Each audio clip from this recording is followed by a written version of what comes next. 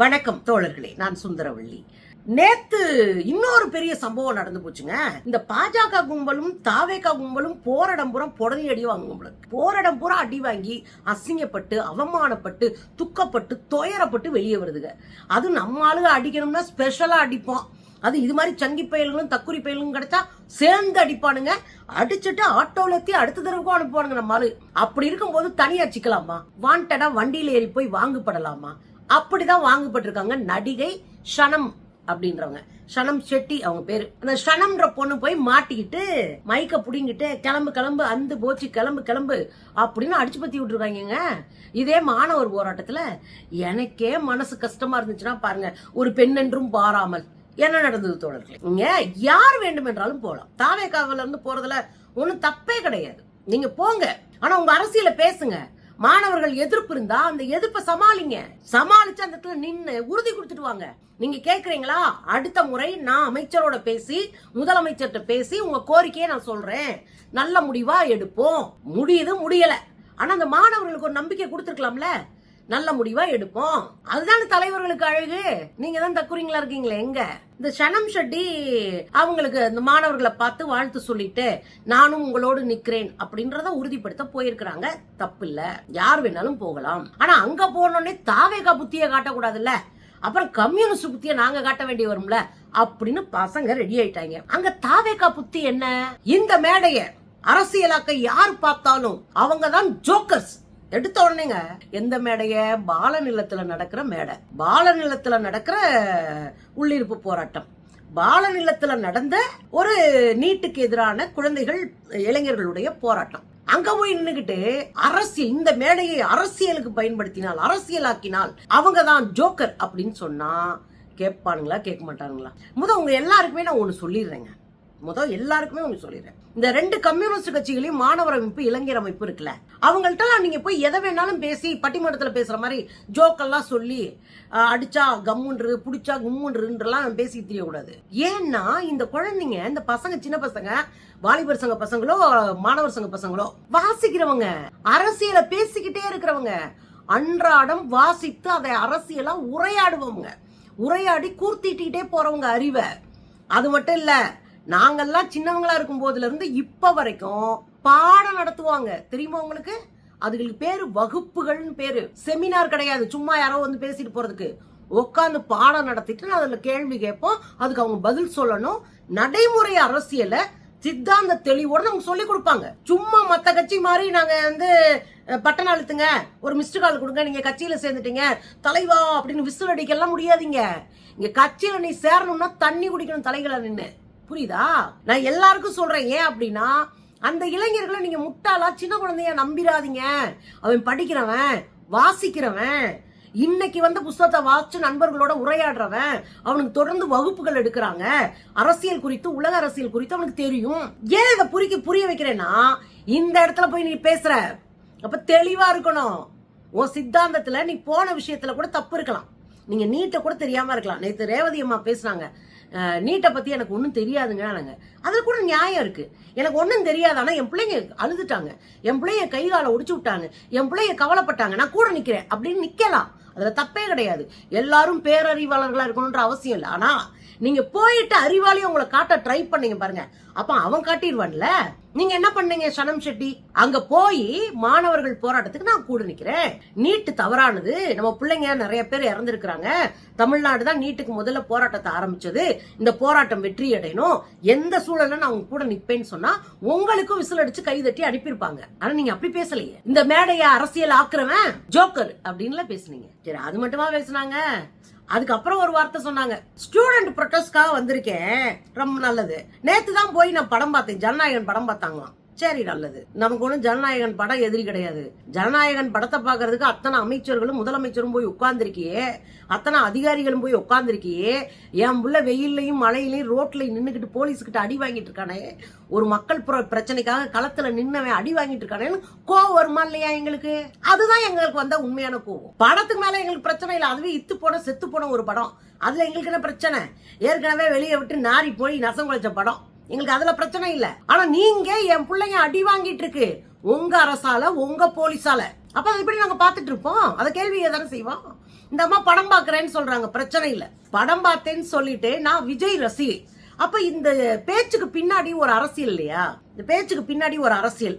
நான் எதிர்கட்சிகள் இருக்கிற ஒரு அவையில, நான் எனக்கு மாற்று கருத்து இருக்கிற அவையில நான் போய் நான் எப்படி நின்னேன் பாரு அப்படின்னு சொல்லிட்டு வந்த ஒரு உள்ளடி வேலை இருக்கா இல்லையா? நான் இவங்க சனம் செட்டிக்கே சொல்றேன், அரசியல் இல்லாம எந்த போராட்டமே இல்ல. அரசியல் இல்லாம மனிதன் வாழ்க்கையே இல்ல. நான் என்ன படிக்கணும், நான் என்ன சாப்பிடணும், நான் எப்படி ட்ரெஸ் பண்ணணும், நான் எந்த இடத்துல இருக்கணும், என் வீடு எப்படி இருக்கணும், என் வாழ்க்கை எப்படி இருக்கணும், நான் சுயமரியாதையோட நடத்தப்படணுமா, எல்லாத்துக்கு பின்னாடி அரசியல் இருக்கு. இந்த நீட்டு போராட்டமே அரசியல் தான். என் பிள்ளைங்க எல்லாம் படிக்க கூடாது, பணக்கார வீட்டுக்குள்ள படிக்கலாம்னு சொல்லும் போது அதுக்குள்ள அரசியல் இருக்கு. அதை எதிர்க்கிறதே அரசியல் தான். இந்த முதல் சனம் செட்டி புரிஞ்சுக்கணும். அரசியல்னா ஒரு கட்சி பேனரை தூக்கிட்டு வர்றது இல்ல. ஒரு செயலுக்கு பின்னாடியும் செய்திக்கு பின்னாடியும் அரசியல் இருக்கு. முதல்ல இவங்கெல்லாம் அரசியல் படுத்த முடியாதுன்றது வேற, குறைஞ்சபட்சம் புரிஞ்சுக்க ட்ரை பண்ணுங்க. அங்க போய் நின்னுட்டு அவனே கடுப்புல இருக்கான். இந்த அம்மா வேற, நான் வேற விஜய் ரசிகைனா விஜய் தான் துரத்தி அடிச்சிருக்கான் தமிழ்நாட்டுக்குள்ள. விஜய் போலீஸ் தான் அம்புட்டு அராஜகம் பண்ணி பிடிச்சு நம்ம பிள்ளைங்களுக்கு இடம் கொடுக்காம தெருவுல அலைய விட்டுச்சு. காலேஜுக்குள்ள போய் கைது பண்ணுச்சு இல்லையா?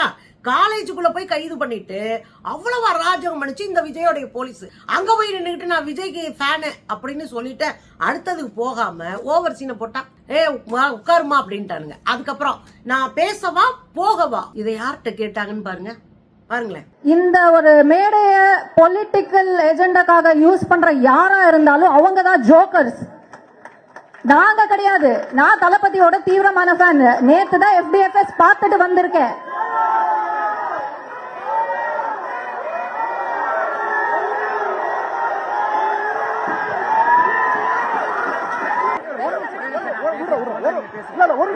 பாத்தீங்கல்ல, நான் பேசவா போகவா, போ போ போ போன்னு கத்திட்டானுங்க.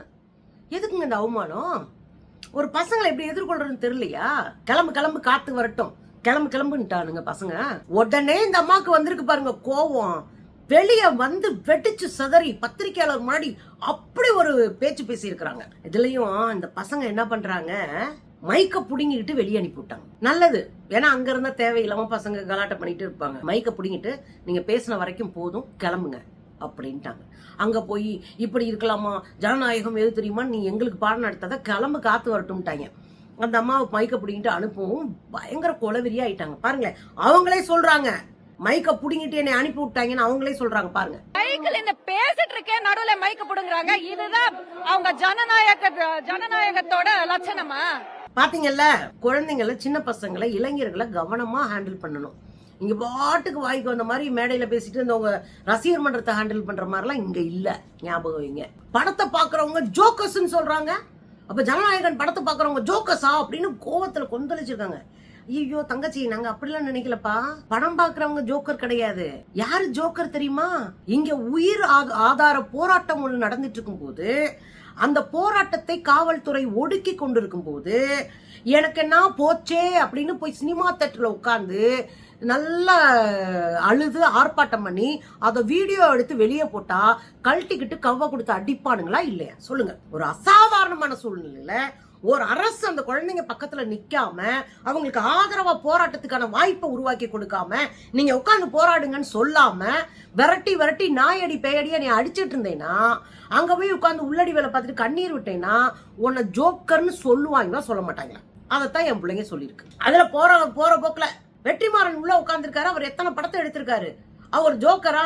தங்கச்சி புரிஞ்சுக்கோ, முதல்ல சொன்னதை திரும்ப ரிவைன் பண்ணி கேளு. சினிமா எங்களுக்கு எதிரி இல்ல, சினிமா நடிகர்களும் எங்களுக்கு எதிரி இல்ல.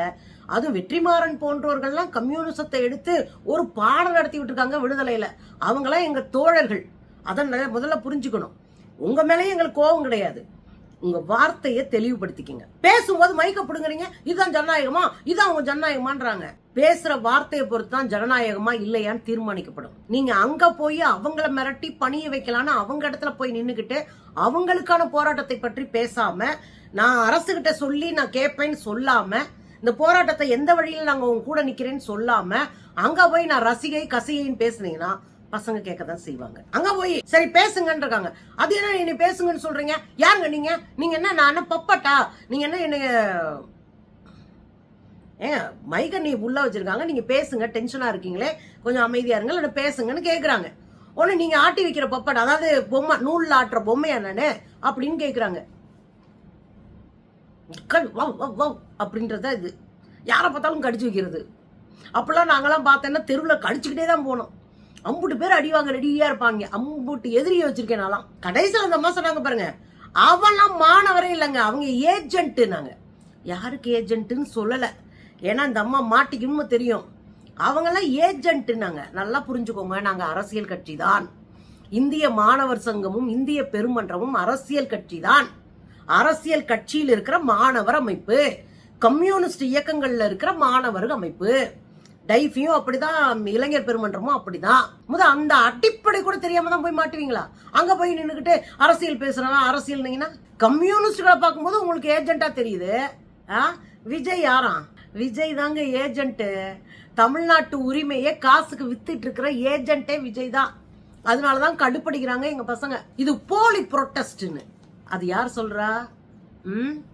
வாயை திறந்தாலே பொய் மூட்டைகளை கட்டவிழ்த்து விட்டு பொய்களை வச்சே சேர பிடிச்சு, பொய்களை வச்சே, பொய் பரப்புரைகளை வச்சே தன்னுடைய காலத்தை ஓட்டிடலான்னு நினைக்கிற ஒரு கூட்டத்தில் இருக்கிற ஒரு சங்கி, ஒரு தற்குறி. என்ன சொல்றீங்க? இது போலி புரோட்டஸ்டா? மரியாதை உங்களுக்கு அவ்வளவுதான்.